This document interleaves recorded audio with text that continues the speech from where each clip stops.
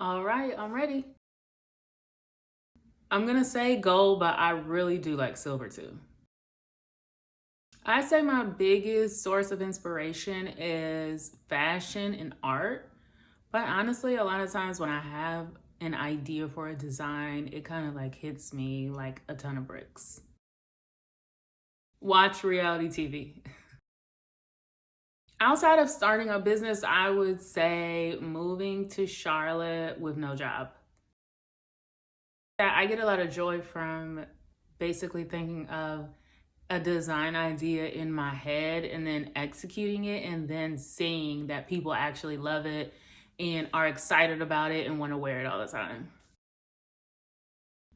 I am a true night owl. Like I can stay up really late for no apparent reason.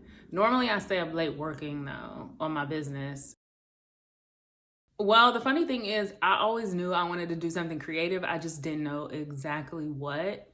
So when I was really young, I wanted to be a hairstylist.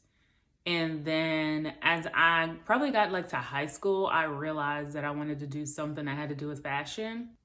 But I still didn't know exactly what. So I went to college and got a degree in mass communications because I wasn't exactly sure. But as I was going through college, I realized that I thought, at least at the time, that I wanted to be an editor for a fashion magazine. But I didn't realize that until I was literally like a senior about to graduate. So at the last minute, I applied to grad school and I wanted to get a master's in fashion merchandising. So that was going to be my plan to eventually get into writing for a fashion magazine. And so it turns out I applied and I didn't get in. And so my plan was to just get a job and then go back to get a graduate degree in fashion merchandising.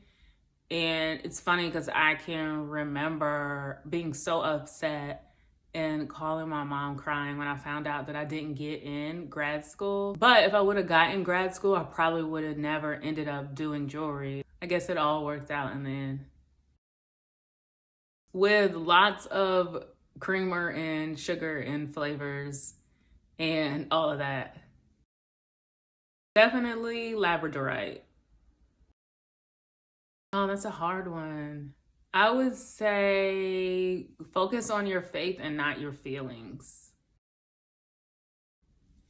I love Thai food. I love Japanese food. I love Chinese food. Those are my favorites.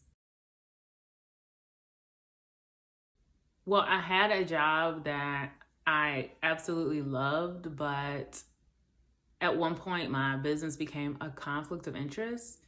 And it was a really stressful situation for me because it was one of those situations where I had to make a choice between my job or my business. And I just remember being so stressed out because I knew that my business wasn't at a point where I could survive financially off of it, but I also knew that I was not going to choose any job over my business.